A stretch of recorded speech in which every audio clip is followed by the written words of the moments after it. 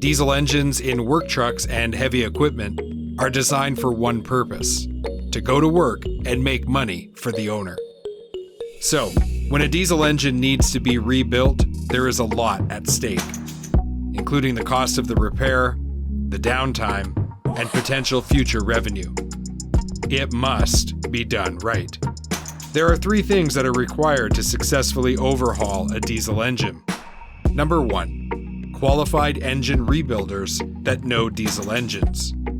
Number 2, high-quality parts that are durable. Number 3, warranty coverage you can count on. At AFA Industries, we work with repair and parts technicians who know diesel engines.